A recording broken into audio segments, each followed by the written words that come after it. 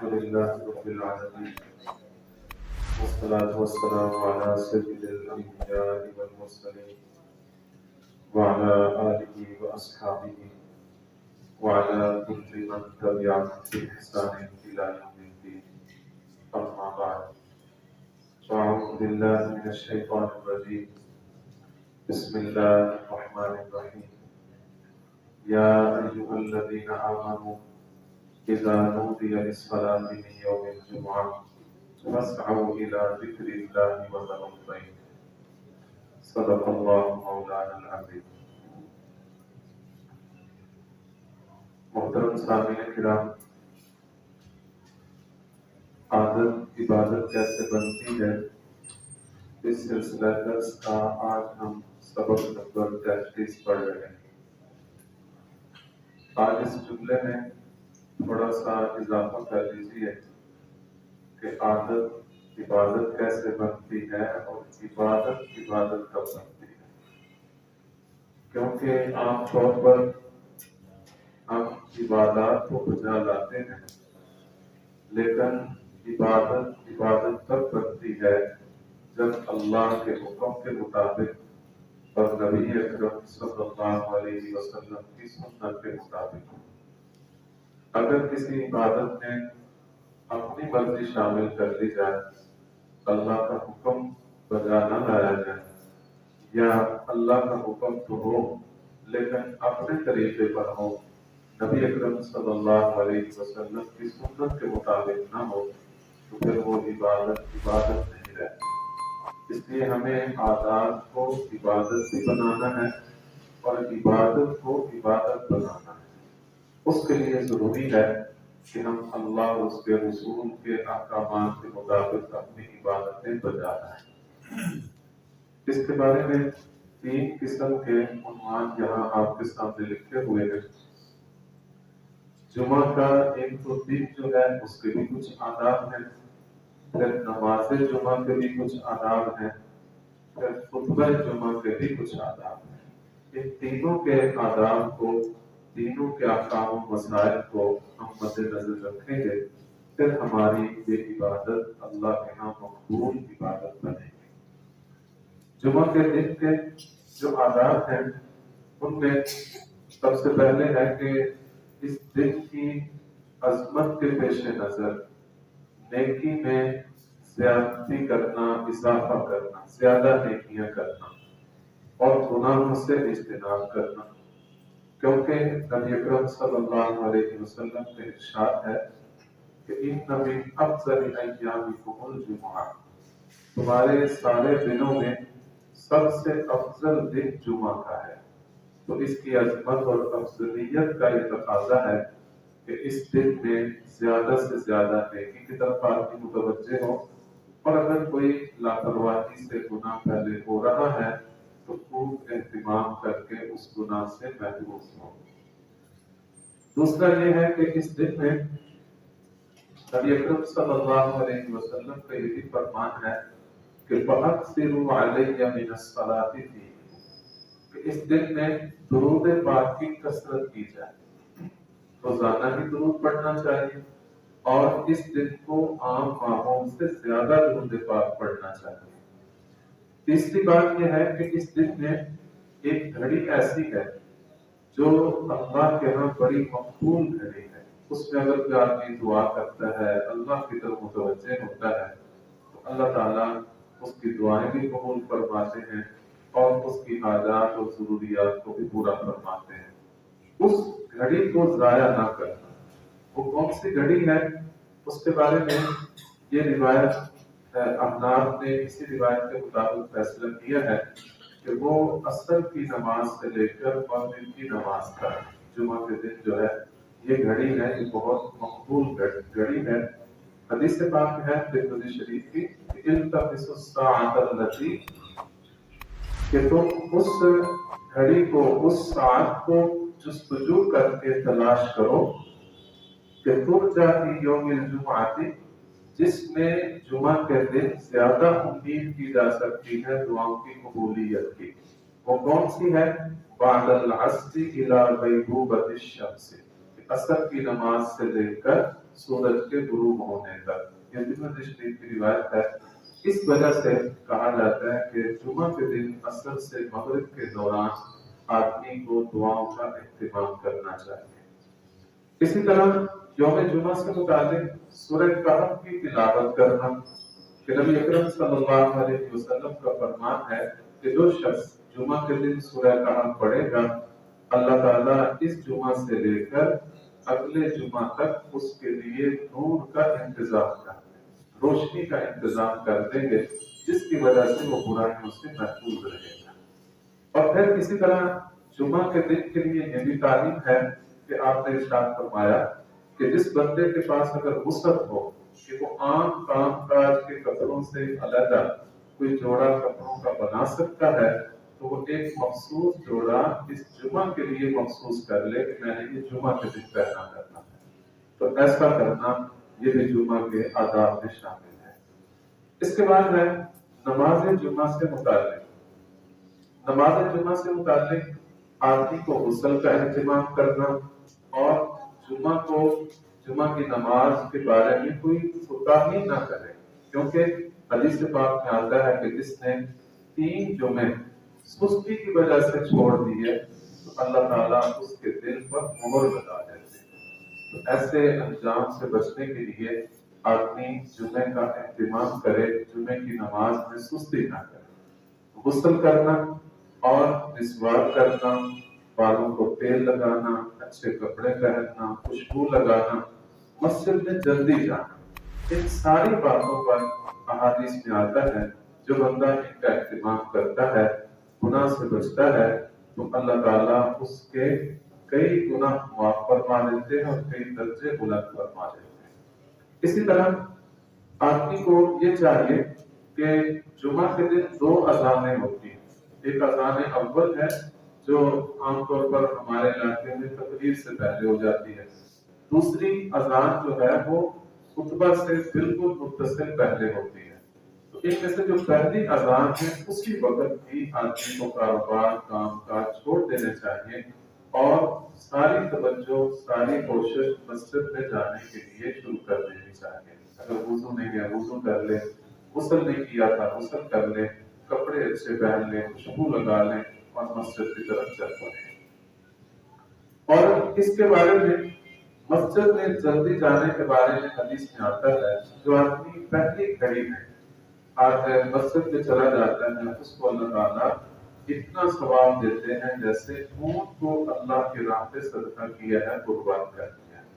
और जो बंदा दूसरी घड़ी में आता है उसको इतना सवाब मिलता है जितना कि एक गाय को ज़िबा करके या अल्लाह के नाम पर सदका करने का जितना सवाब है। तीसरे नंबर पर जो आदमी जाता है तीसरी घड़ी में, उस आदमी को इतना सवाब मिलता है जितना कि एक सींगों वाले मेंढे को अल्लाह के नाम पे कुर्बान करने और सदका करने का सवाब है। चौथी घड़ी में जो आदमी जाएगा उसको इतना सवाब मिलता है जितना कि मुर्गी अल्लाह के नाम पे सदका करते।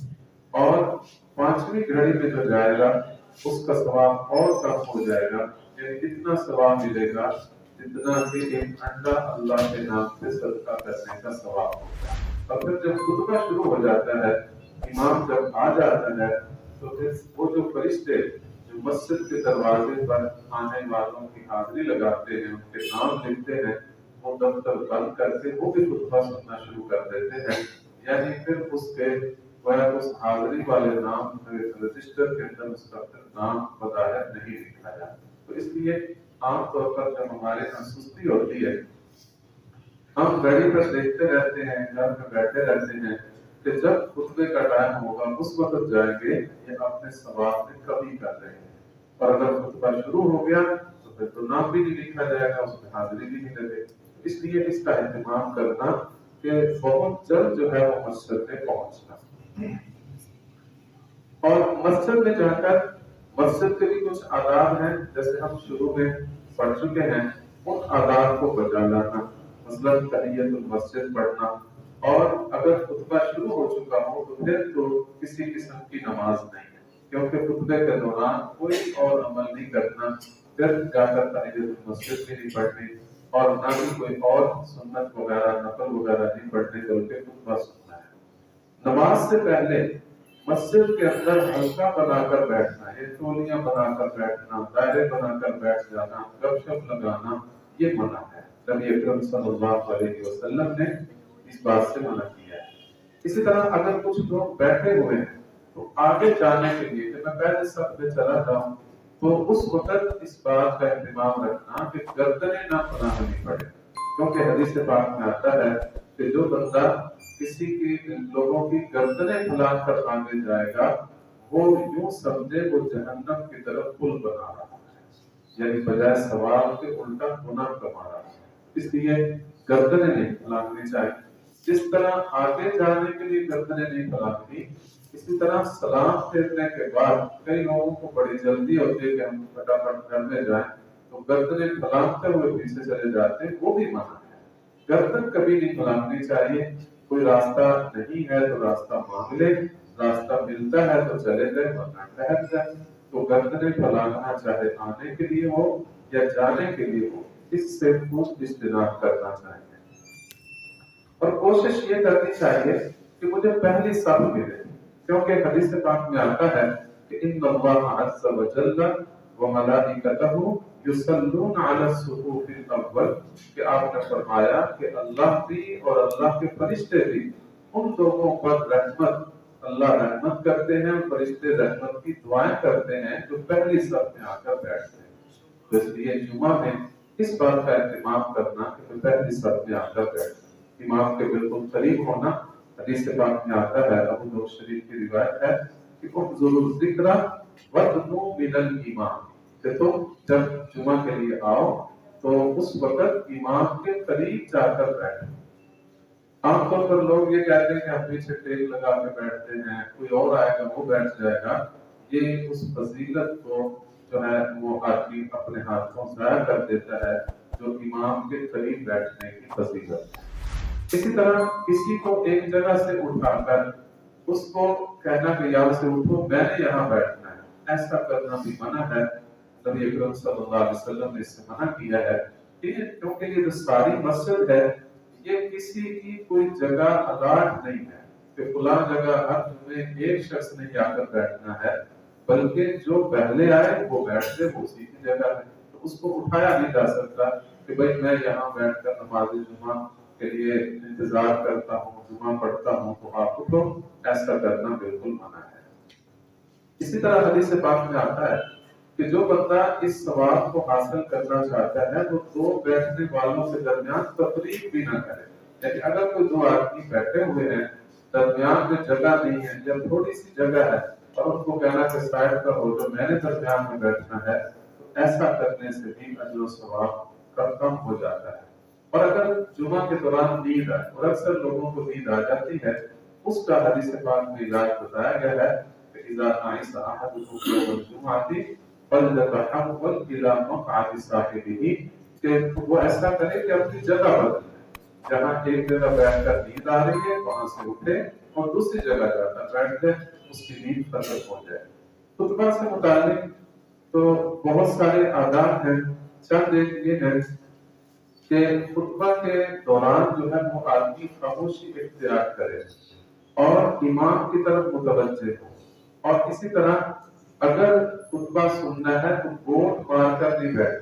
گوٹ مارنے کا مطلب یہ ہے دونوں گھٹنے کھڑے کر کے، جیسے یہ بھائی بیٹھے ہیں دونوں بھائی یعنی گھٹنے کھڑے کریں اور ہاتھوں سے اسے ایسے پکڑ لیں۔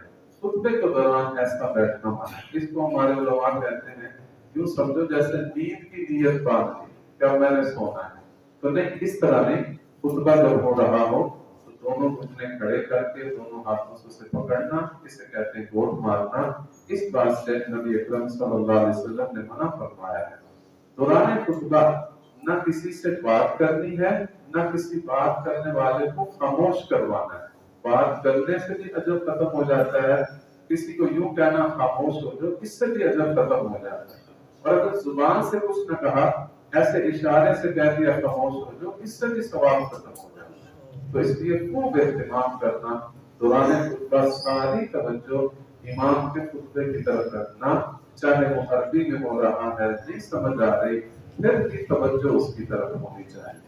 अब इसी तरह जब खुतबा शुरू हो जाए, फिर अगर किसी आदमी की सुन्नतें रहती हैं या तहियतुल मस्जिद रहती है, तो वो कभी भी खुतबा के दौरान नमाज न पढ़े, क्योंकि नमाज जो है और ये खुतबा जो है, इसके जैसे इमाम मिंबर पर आ गया है, नमाज खत्म, और जब जैसे उसने खुतबा शुरू कर दिया तो कलाम खत्म। फिर ना कोई जिक्र है, ना कोई कलाम है, ना कोई बात है, ना कोई इशारा है, सारी चीजों से एतराज करना।